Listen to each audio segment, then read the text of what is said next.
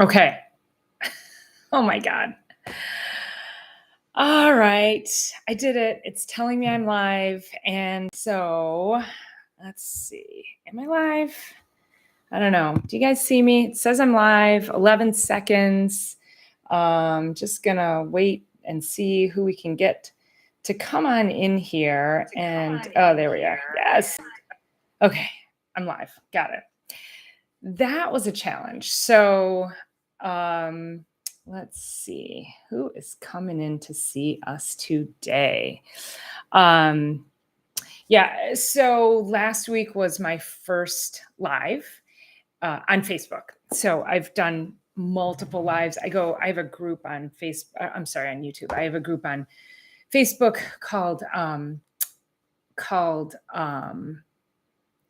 Dr. Paula's Living Well. Feel free to jump over there. And I go live there on every Monday morning at 9:30, and we talk about health and wellness and nutrition. And it's a little bit more of a free form. Tonight's going to be a little structured with a little free form. I always have a topic when I go into my Reset Monday, is what I call it, on Facebook, because there's always an opportunity to reset. We end up, we set these goals, these resolutions every year, and by now everybody's failed. So no, literally, like about 90% of people fail on their New Year's resolutions, and they don't stick with them. So most everybody has failed by this point in time. And so my whole goal of starting Reset Monday, a year and a half ago, I think, was to help people to understand that you can always reset. And because what happens is, psychologically, we end up just completely derailing mentally. We'll go, oh my God, I ate that piece of cake. Well, I might as well completely like shit now for the whole rest of the weekend. And it doesn't have to be that way. So that's Reset Monday. But today I wanted to come in and I wanted to talk to you about food labels. There's a new food label. The FDA upgraded or updated their food label. So I want to talk about that from a 30,000 foot view, because when we're talking about food labels, the one frustrating thing that I have with food labels is that when people tell me that I just can't figure it out, I can't decipher it. And I will say to them, like, you're just eating too much from a box. You need to just put that away and go buy more fruits and vegetables. So whenever I talk about food labels, I always begin with that caveat, is that, I'm gonna go through this and I'm gonna teach you guys some things. We're gonna talk about ingredients and chemical ingredients and what those mean. And there's so much that we can dive into, from very specific ingredients and how pervasive they are, regulations with the FDA and how they don't really have specific regulations that you might think they have, and that they probably should have tighter regulations. So those are all different things that we can talk about. But in the effort of tonight's broadcast, I want to just go through this food label, and then we can get a little bit of Q&A, and I'm going to give you some of my insight as we go through the food label. Now, I was trying to get onto this. Hey, Steve. Oh my God, you made it. You should have seen the shit show that ensued when I was trying to use this OBS software so I could share my screen and show everybody a food label. And no, but actually then I went back. Apparently I was live. I don't even know. So I'm just going to talk about the food label. I am not going to show it to you today. And if I figure out if I can drop a picture or something, or maybe I'll throw that up onto a post and show you guys that. But for now, in order to be live, I had to give up the technology just so I could land right here with you on a Sunday evening. So thanks for joining me. It's so good. It's my favorite YouTuber is Steve Leto. Go check him out. Go follow him. He's got some super fun things that he's got going on too. So I was live. Yes, I was live. I'm still live though, right? I just see your comment. So I must still be live if you're messaging, and I'm seeing it in the chat. So the FDA. So here's the interesting thing. The FDA's job, we would think that the FDA's job is to actually protect us and protect our food system. And there's some things that you're going to find out that you're probably not going to be very happy about. But in the sense that, they originally came up with this nutrition facts label, and then what they did was they dated it and they put some different things on it. Well, listen, I'm going to tell you, like for the average person, it's still really confusing. And in order to really truly understand the label itself, the nutrition facts label, you're going to have to do some math. And nobody wants to do math when they go shopping. So the one thing that I will teach you is that oftentimes you can ignore the nutrition facts label and what all those numbers mean if you just learn a few buzzwords and a few ingredients that when you go to the actual ingredient label that you'll just be like, oh yeah, it doesn't matter what the nutrition facts portion says. It's really about the ingredients that are in that are just, it's like a chemical swamp. A lot of these products are, and the FDA doesn't necessarily have a regulation on that. So let me tell you before we go into the nutrition facts label, because the nutrition ingredients label is going to be relevant to what you see on the nutrition facts. My mom said, and you can see on the thumbnail that I put up here, was she dragged me to the grocery store when I was 7, 8 years old, taught me how to read labels, and if I couldn't pronounce it, she said, okay, you got to put it back. And she'd say to me, does that sound like food? And I'd be like, no. This is back in, the early 70s, 1971, 2, 3, somewhere like that. I just dated myself, told you guys how old I was. Anyway, I'm only 29 though. Okay. So, so she taught me how to read food labels, made me pronounce, big complicated words and chemicals. Honey, can you let the dog in, please? And, it's at the door there. So yeah, there's Bentley always jacking up my my videos. So she said, if you can't pronounce it, don't eat it. And so that's what I titled this. So when we look at the ingredient list, what the FDA does, the FDA developed this program called generally recognized as safe, or GRAS. And what they determined was that certain chemical ingredients that are banned in Europe and other countries, but they're still allowed here in our food system, the FDA said, we're going to leave it up to the company to police themselves and let us know if these certain ingredients are safe or not. And so that's what they do. So it's up to the company to then let you know if their ingredient is safe. So then what they do is like Impossible Burger is one where they have this thing on their website and it says, we received a, 100% generally recognized as safe for this specific chemical that makes the burger red like blood. And we're super proud of this, got this from the FDA. Well, what happens is all they do is they tell the FDA, hey, we think that this thing is generally recognized as safe. And the FDA goes, oh, okay. And they give them a letter. Okay. So we don't want to be duped by that. So there's so much in food labeling, nutrition facts that are really deceptive. And so you've got to be aware of what's happening. And I'll just go back to, if you're confused by a label, you need to just put it down. You do not need to be putting that in your body. So, boy, I don't want to play with you right now. So, dude, seriously. Oh my God. Okay. Oh, go on. So where was I? Okay. So the nutrition facts label, let's just talk about what that means.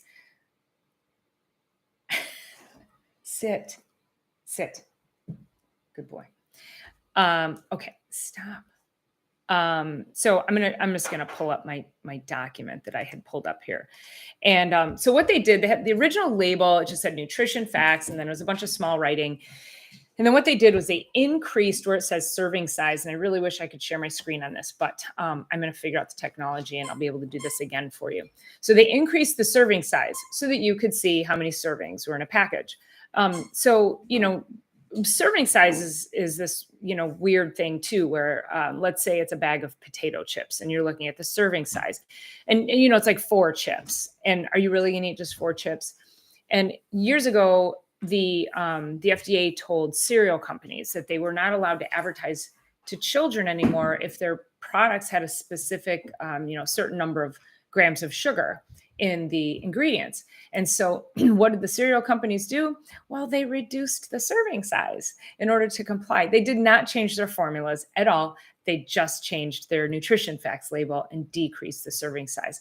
So this is again is where you've got to pay attention. So they made the calories much larger. So now you can see, oh, there's 230 calories in this thing. Okay, well, what does that mean for you? And then you can go through and they left the fat, calories, cholesterol, sodium. The one thing they did, which I can appreciate, is under carbohydrates, they put added sugars. So includes, like the label I'm looking at includes, oh my God, Hannah, never mind. Like for real, the dog just shredded my arm. Like he sliced me open. Oh my God. Okay. Anyway, so they have the added sugars on here, which is that's good, but still, again, you could just look at the carbohydrates and go, yeah, it's a lot of carbohydrates. Where they have the total sugars on the previous label, and then here they have total sugars with the added sugars. I don't, again, it's like, is that just appealing to people? Because if you're really looking at the label, you should be looking at the total sugar anyway. And if you're having that much sugar, then, it's like, you got to put it back. So then they broke it out at the bottom and they added vitamin D, calcium, iron, and potassium. Those are like the 4 ingredients that they wanted to have on there because there's a lot of deficiencies in those particular nutrients. So they added those on there. The other thing they did was they updated the percent daily value, that column underneath the calories next to each thing. And does anybody know what the percent daily value is? I mean, I'm going to tell you, but if you look at that, have you ever really paid attention to it to know what it is or what it means? So what it is they're telling you that the percent daily value, it's a percentage of the daily value of that thing, let's say fat, that you should be having in an average 2,000 calorie diet. So it's just an average. So the percent daily value, like this says here, let me just make that a little bigger. The percent daily value tells you how much a nutrient in a serving of food contributes to a daily diet based on a 2,000 calorie diet. Okay, so 2,000 calories, that can be a lot for some people, but they come up with the average. So this percent, so are you going to go, oh, well, I'm only supposed to have 10%. And so, that's 20 grams, like nobody's doing math. And again, if you're reading this and you're confused, you need to just put it down and go buy some fresh fruits and vegetables because it's just confusing. Okay. So they did make some things bigger so you can see what you're getting into. And then let me go down here. They updated added sugars. I said that. They added the fiber. They changed how the fiber is. So they made sure that the dietary fiber is still listed under carbohydrates. And dietary fiber, it can be digestible, undigestible. But again, like this label I'm looking at, it has 230 calories. It's got 37 grams of carbohydrates with 10 added sugars and 4 grams of dietary fiber. I don't know what this label is, but I'm like, that's way too much sugar for me to say, oh, that's a good amount of fiber. I think I'll go have that. Like, I'd rather go eat some broccoli or something, So, this could be like, this could potentially be, I'm going to guess maybe a cracker or something, or 2/3 of a cup. What is that? Could be a cereal. I'm thinking this is probably a cereal of some sort that I'm looking at here. So, so that's the nutrition label, just slightly broken down for you. Let me get rid of that. Okay. So when you're looking at that again, like it can just be super confusing. So put it down, go buy something else. Now, the other thing, we're probably going to go into this a little bit more next week, is because I want to try to keep these to a minimum of 30 minutes so you guys can just take it in digestible chunks. Okay. And I'll try not to have the dog. I mean, oh my gosh, just shredded me. Anyway, so you want to really learn about the ingredient list, because again, those the nutrition labels themselves are the nutrition fact labels are they're just confusing. So if you're still confused after they've changed them to new parameters, then that doesn't surprise me at all either. Most of the time, people will tend to look more at packaging and marketing. Have they put like pretty pictures on the front? Did they make it look like it's healthy? If you notice, like some products, they'll put on, they'll put green leaves, or they'll put things that make you think that it's more healthy than it is, and then you flip it over and you just blow past the nutrition facts label, and you can look at the ingredients and go, oh my god, the first thing is sugar, or there's monosodium glutamate in it. One of the labels I was going to show you was Old El Paso taco seasoning, which is, it's super popular. People just go, oh, I'm going to go make tacos, and they go get this thing. And I don't know if I have it up here. Let me see if I can pull that up real quick, because I did have it. I have a whole list. So I'm actually turning that list into a digital download. So I'll let you know when I get that, and you guys can grab the whole list of all the chemical ingredients that you should be avoiding, which I'm gonna go through it a little bit here. Where was the taco seasoning? Okay, so on the taco seasoning, it is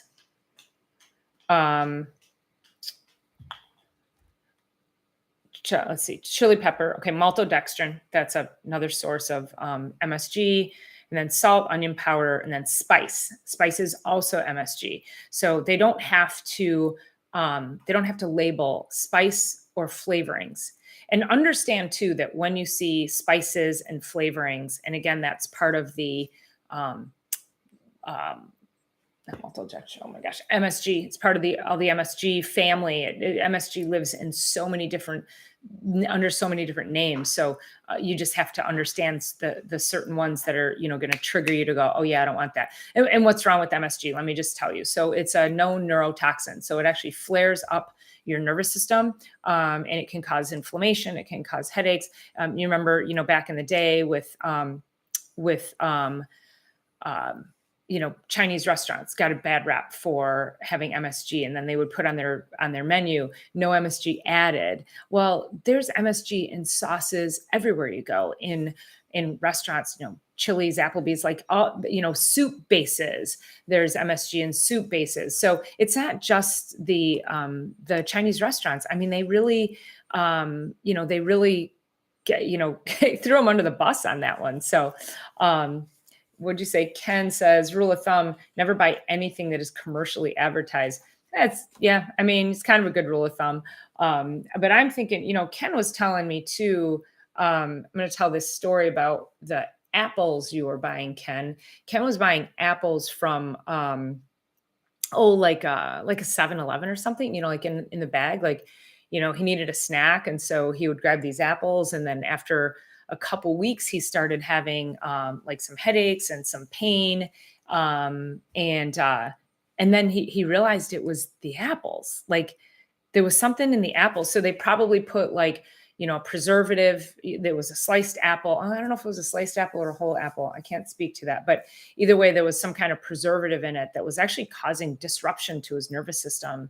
And once he stopped, he started to feel better. So I digress on apples, and because I'm going to talk about apples in a second here too. So on the Old El Paso, if we keep going, so we have spices, and then get that so I can read it. Partially hydrogenated soybean oil. So I'm going to have to check the updated label. This one's a few years old, but they were some of the companies are supposed to take partially hydrogenated oils out. I'm sure if they did, they're replacing it with something else. Silicon dioxide, which is an anti-caking agent, full on chemical, inflammatory, causes digestive upset, skin irritation. Citric acid is typically derived from corn, genetically modified corn.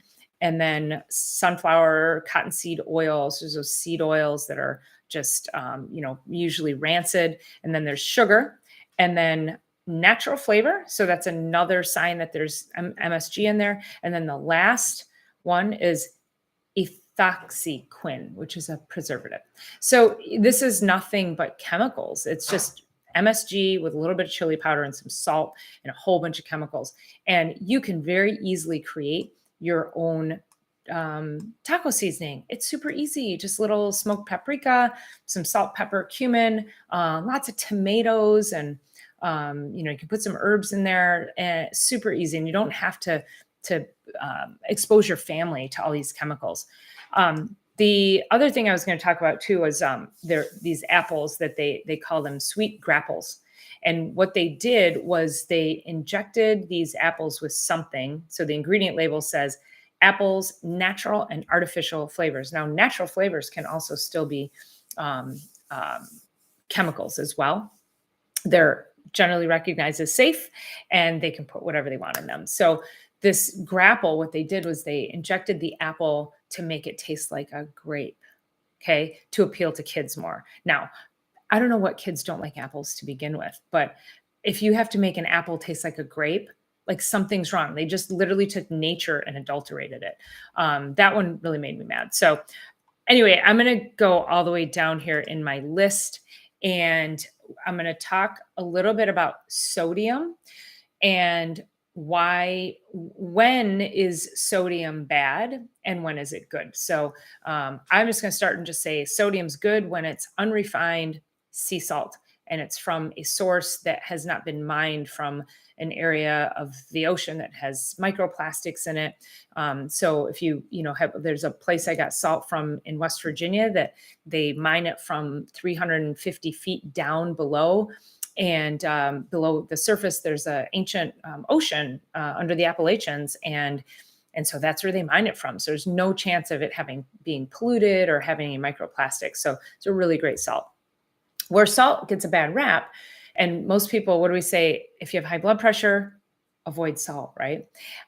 So it's not salt that's the problem. It's the salt derivatives. And of course, then it's sugar, which that's a whole nother conversation, is sugars and where sugars live and everything. So again, today we're still at the 30,000 foot view of this, and we can get really down to the nitty gritty, but I want you to have a good understanding of all of the chemicals that go into your foods. So sodium can exist in multiple forms as well. So you heard me say earlier, monosodium glutamate. So anything that has the word sodium in it, sodium chloride, which is just regular table salt, sodium bicarbonate. Anybody know what that is? Raise your hand. Baking soda, disodium phosphate, sodium caseinate, sodium sulfite, sodium nitrite. That's usually in cured meats. Sodium benzoate is in everything. Sodium benzoate is, and these are all carcinogenic, by the way, too. And again, my mother taught me this when I was 8 years old. Okay, so it feels so amazing to be here full circle and teaching the things. My mother was like, "We can't have that. There's nitrates in it," and we'd have to put it back. Like, I don't know. It was forever that we had bacon ever again. And then she was like, "We'll get bacon as a treat."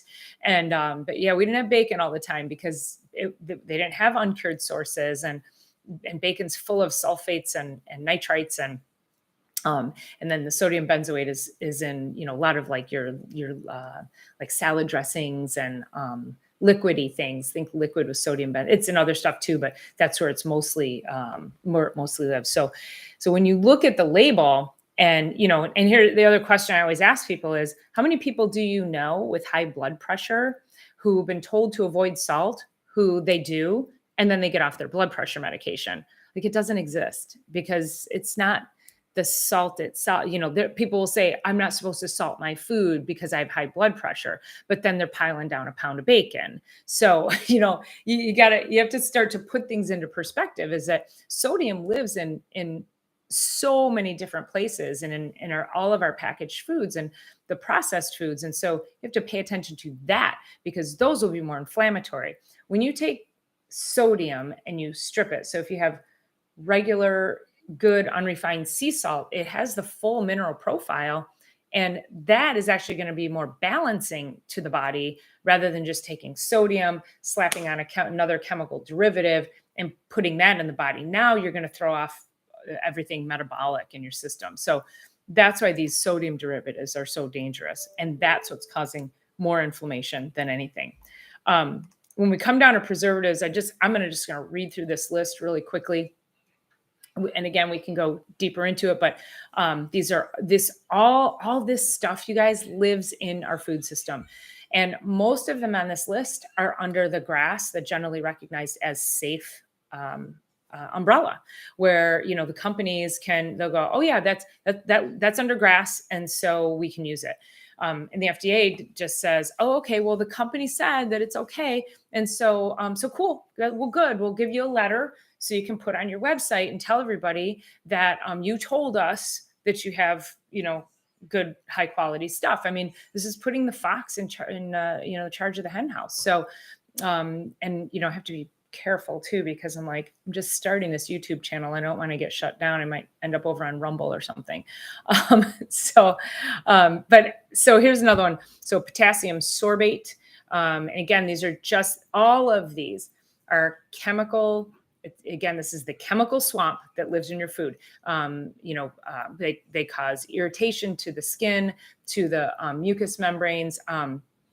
They live in your breads, your cereals, your meats, your seasoning packets, your salad dressing, anything that is in a jar, a bottle, a packet could have all of these in there. So you want to really pay attention. So potassium sorbate, and then sodium benzoate. And so sodium benzoate, they put that in burgers, fast food burgers, as a preservative, again, so it doesn't go bad.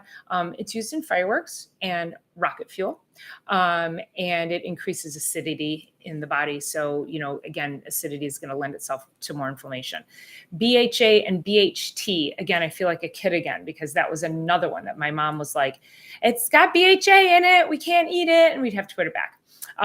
So BHA, BHT prevent oils from going rancid. So you'll see this a lot in cereals, cosmetics, jet fuel, embalming fluid, and children's Advil. So a lot of this garbage lives in these children's medications, actually even in the adult ones as well. The liquid, the cough syrups. I mean, when I raised my kid, when she got sick, I mixed equal parts of honey, whiskey, and lemon and gave her a couple of teaspoons of that. I never bought this stuff, the cough medicines for kids, because they just, my kid's already sick. I'm not going to put chemicals in her. EDTA, and then sodium nitrate, nitrites. We looked at that already. Ammonium sulfate. That's jet fuel. Ammonium sulfate is really cool because that's what makes bread fluffy. So think Wonder Bread, and you're like, oh, it's so soft, and so you've got ammonium sulfate in there, or jet fuel in there. L-cysteine, this is made from duck feathers or human hair. So it sounds like an amino acid, and it is an amino acid, but it's like, why is that in our food? Why is that being extracted from? Yeah. Anyway, titanium dioxide. So do you guys know where titanium dioxide mostly lives? If you're buying all natural sunscreens, I'll just tell you. So titanium dioxide, zinc oxide, those are typically used topically as sunblock sunscreens.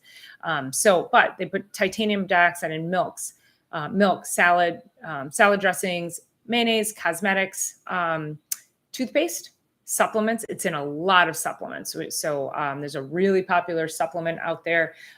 You're told to take it one a day. And so it's in a lot of those supplements. It pigments things, so anything that has pigmentation. And it's one of the top 5 carcinogens used in our food system. Potassium bromate, that also enriches breads, again, causes skin irritation. I've seen a lot of people come into my office and they'll have rashes around their mouth. You'll see this in kids a lot, where they have thrush, which is like a yeast infection in their mouth. And a lot of these chemicals that the kids are eating, the foods that they're in, that's what is actually going to cause that. Acetylsulfame K is 200 times sweeter than sugar, and that actually affects the thyroid. I do a whole thing on artificial sweeteners and other sugars and things like that. But a lot of times, so I looked up a Monster drink, because I had a patient tell me that her doctor cleared her to drink a half of a Monster every day when she was pregnant. And I was like, oh dear Lord. And it had, not only did it had alpha-sulfame K, it had NutraSweet in it, it had sucralose, which is Splenda, and then it also had cane sugar, and then a very high amount of caffeine, as well as a whole bunch of other chemicals. I mean, this stuff is horrible, because they're appealing to the American palate. Sugar is addicting, and so the more sugar you have, the more addicted you're going to be to it. Erythrocene, which is red dye number 3, causes hyperactivity, and it's made from coal tar, so it's a petroleum product. Now, one of the things too, when I was a kid, my mom said nothing with food dye because my brother was hyperactive, and so that's why we had to read the labels. She found this diet called the Feingold diet, and Dr. Feingold said, no artificial sweeteners, flavors, or colors. I say that all the time.